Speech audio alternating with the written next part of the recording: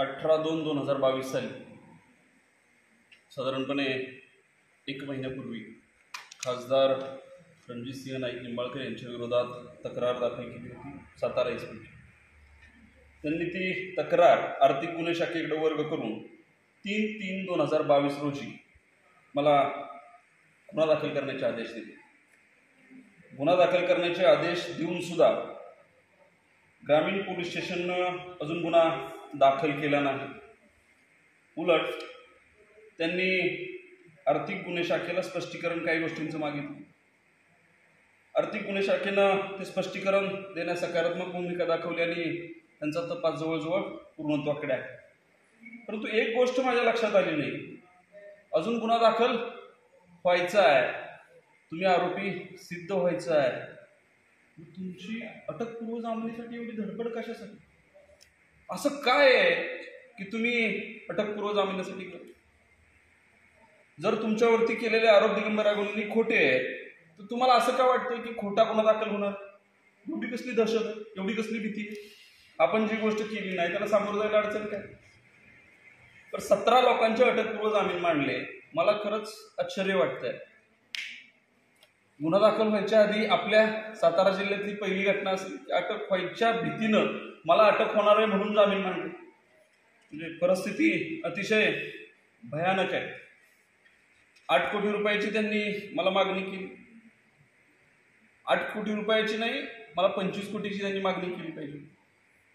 कारण 35,000 ton pressmud fertiliser, 30,000 ton bagasse, 5,000 ton pressmud, 1,750 ton साखर, या सगळ्याचे पैसे होतात 25 कोटी. आणि 25 कोटी रुपये का परत नाही मागितले? मग 8च कोटी मग का मागितले तुम्ही? या प्रश्नांची उत्तरं खरं तर अपेक्षित आहे मी आता देणं, परंतु थोडासा उद्या अजून जाऊ दे. निश्चितपणानं मी देणार का मागितलं. आणि पोलीस अधीक्षकांना याची सगळ्यांची कल्पना मी दिलेली. एकंदरीत 25 कोटीची बिलं खोटी माझ्या अकाउंटवरती मारली आणि 17,70,00,000 रुपयाची परत एका दिवसात घेतली. 35,000 टन माल परत नेला, आणला 70,000 टन. हा कारखाना जर बघितलं तर कन्सल्टिंग रूट पॅनल टर्बाईन असणारा कारखाना आहे. वीज निर्मिती केली जाते या टर्बाईनच्या माध्यमातून. आणि इथं बगॅस सेविंग होत नाही. बगॅस या कारखान्याला जर 4,000च्या आत आलं क्रशिंग तर बाहेरनं सप्लाय द्यावा लागतो. आणि त्या सालचं क्रशिंग किती आहे त्यांनी एकदा पाहावं. टेक्निकल बरेच विषय आहेत, बरंच याच्यावरती बोलण्यासारखं आहे आणि हसायला येतं मला कधी की ज्या कारखान्याला लाखो टन आपण बगॅस विकत घेत आहे तो कारखाना 30,000 टन बगॅस विकेल का? पण विकायला पण अडचण नाही. ते 30,000 टन 35,000 टन प्रेसमड फर्टिलायझर आणि 5,000 टन साधं प्रेसमड ड्राय प्रेसमड हे ठेवायला तरी आपल्याकडे जागा आहे का? एकदा बघ, ढीग घालून ठेवली होती मोठी आणि ढिगाव विकली. ती काय भाजीची पिंडी आहे? ढिगाव विकाय अख्खं उक्त आम्ही ह्याचं ॲग्रीमेंट केलं, उक्त विकली, बरोबर ना? बरं ते उक्त घ्यायला ते वजन करून ठेवलं असेल ना, जिथं जिथं ठेवलं. ते मला कसं प्रूव्ह केलं की हे 35,000 टन दिगंबर घेऊन जा? यामध्ये अनेक टेक्निकल मुद्दे आहेत. आणि याचं ॲग्रीमेंट कोणी केलं? तो अभिजित जाधव, ज्याचा या कंपनीशी काही संबंध नाही किंवा त्याला तो अधिकार नाही ॲग्रीमेंट करण्याचा. त्यानं जाऊन ॲग्रीमेंट केलं. त्या बिचाऱ्यानं गेल्या 2 दिवसामध्ये जाऊन आर्थिक गुन्हे शाखेत आपलं जबाब नोंदवला आणि त्याचा मला फोन आला की साहेब हे काय आमच्या मागं तुम्ही लावले. अरे बाबा मी कशाला लावलंय? म्हटलं मी नाही म्हटलं तो ॲग्रीमेंट केलं, खासदार साहेबांनी सांगितलं ॲग्रीमेंट केलं. तर म्हणलं मी ॲग्रीमेंटच करून नाही दिलं. मग तू काय सांगितलं त्यांना? तेच सांगितलं. म्हटलं मी ॲग्रीमेंट करून नाही दिलं, माझा या ॲग्रीमेंटशी काहीही संबंध नाही, असंच दिलं. खरं दिलं. ठीक आहे म्हणलं, असू काय हरकत नाही. परंतु एकीकडं माझे पैसे कबूल केले त्यांनी, त्याबद्दल त्यांचं आभार मानतो. की कमीत कमी म्हटले तरी बाबा 2,75,00,000 रुपये माझ्या अकाउंटला आले. बगॅससाठी 65 लाख रुपये आले. म्हणजे 3,40,00,000 रुपये त्यांच्या अकाउंटला गेले. पण अपुरी त्यांच्याकडे थोडीशी माहिती आहे, अजून सविस्तर माहिती व्यवस्थित दिली. अजून बरेच व्यवहार आहेत. सगळे एकदम काढले तर त्यातली मजा निघून जाईल. हळूहळू त्यांना देतो. 25 लाख कसे फिरवले, ते म्हणले 25 लाख परत दिले, 240 राहिले. बऱ्याच आहे, हे सगळं शोधलंय. आणि जे खरं ते खरं आहे, ते जनतेसमोर नक्की आलं पाहिजे. मला कारखान्याचं पत्र दिलं, व्हाईस चेअरमन केलेलं. आता हे पत्र दिल्यावर कुठेही याचं कागदोपत्री उल्लेख नाही केलं. ते म्हणले आर्थिक गुन्हे शाखेत त्यांनी दुसरं पत्र जमा केलं की हे मीटिंगला उपस्थित राहिले नाही म्हणून आम्ही यांना पदावरून कमी करतो. नोकरी आहे वेगळी, संचालक आहे, त्याला त्याची संमती पाहिजे, सही पाहिजे. लवकरच या कारखान्याच्या विरोधात मी मालकी हक्क दावा दाखल करणार आहे. यात कुठेही शंका बाळगायची काय कारण नाही. मी त्यांच्या विरोधात आत्ता सध्या तरी 5 तक्रारी दाखल केलेल्या आहेत. त्या 5 तक्रारी अशा आहेत, त्या कारखान्यांच्या दूषित पाण्यामुळं कारखान्यापासून त्या तलावापासून ते कुरवलीच्या धरणापर्यंत त्या संपर्कात येणारी जेवढी गावं आहेत त्या सगळ्या गावांना आजारपणाला सामोरं जावं लागलं. आणि त्या भागातली लोक आजारी आहेत, फलटणवरनं जारनं पाणी घेऊन पित आहेत, अशी अवस्था आहे त्यांची. त्यांच्या विहिरीत सुद्धा पिवळं पाणी यायला लागलंय. अशी अवस्था असताना सुद्धा या माणसांना दया येत नाही. तर ते दूषित पाणी त्वरित बंद करावं. आणि नुसतं पाणी बंद करून नाही, त्यांना पर्यावरणाची परवानगी आहे का नाही हे अजून मला माहीत नाही, पण खाजगीत मला कळालं की पर्यावरणाची परवानगीच नाही.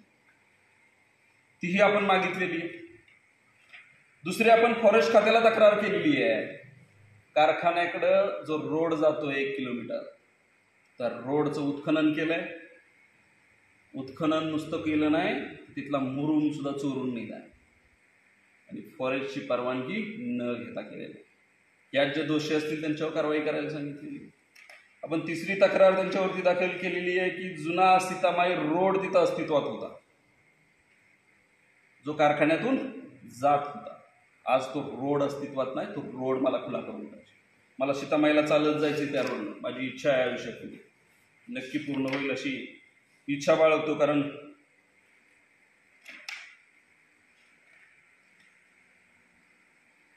देवीला जात असताना आपल्याला चालत जायला, त्या जुन्या रोडनं जायला मलाही आवडेल आणि आपल्या सगळ्यांना आवडेल. तो रोड खुला झाला पाहिजे. परवा दिवशी मला एका कार्यकर्त्याचा फोन आला. नाव सांगू शकतो पण नको त्या बिचाऱ्याला त्रास असू दे. रेकॉर्डिंग मागितलं तर देतो म्हणून सांग की कशाला खासदारांच्या नादाला लागता, हे सगळे विषय मिटवून टाका, नाहीतर तुमच्यावर बलात्काराची केस होईल.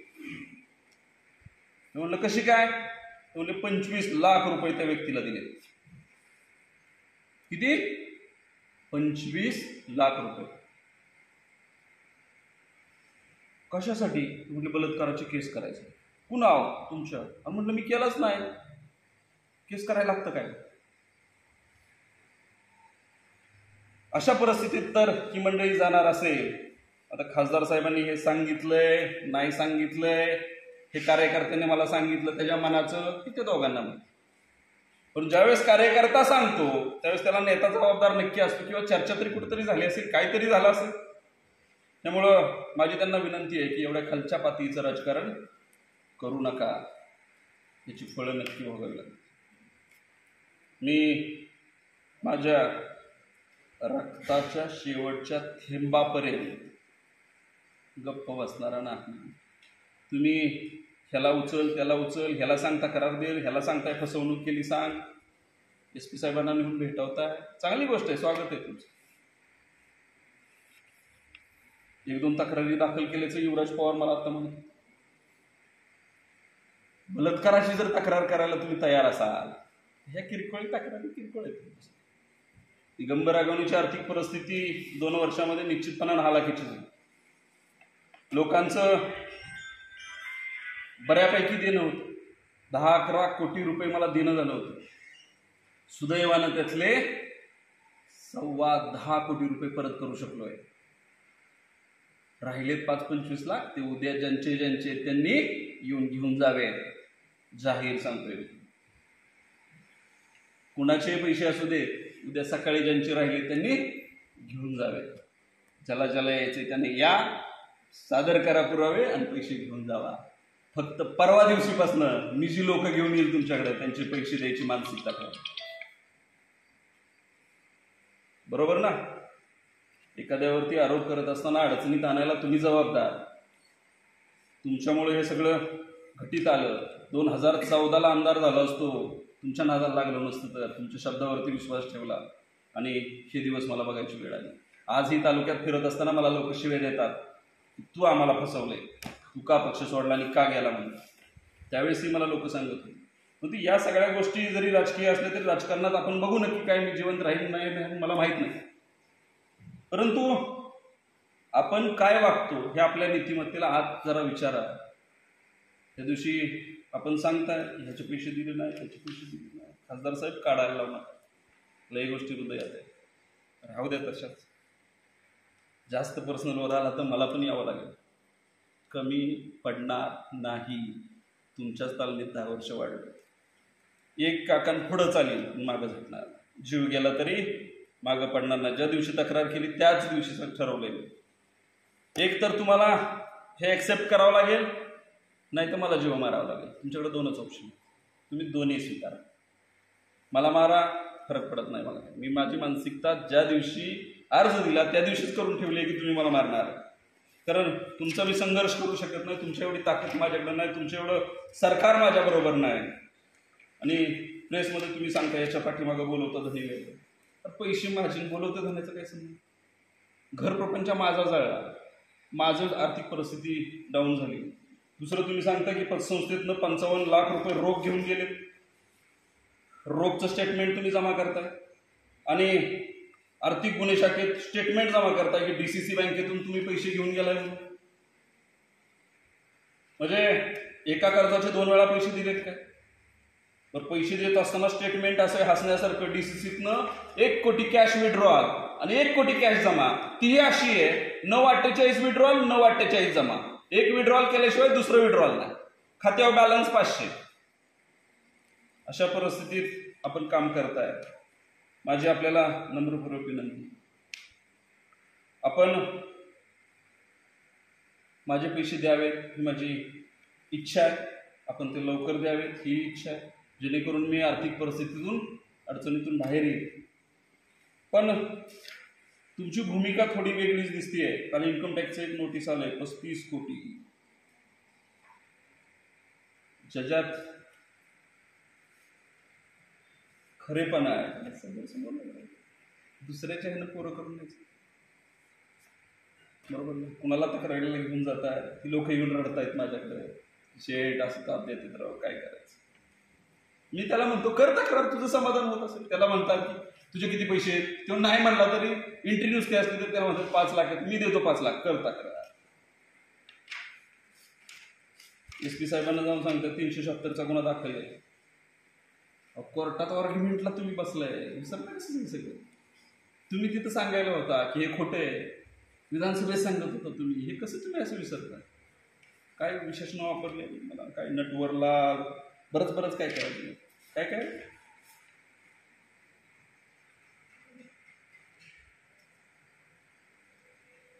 भामट्या बोगस माणूस.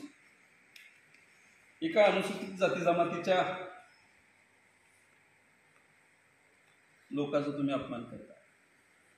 आपल्यावरती निश्चितपणाने या सुद्धा कारवाईला सामोरं जावं लागणार आहे.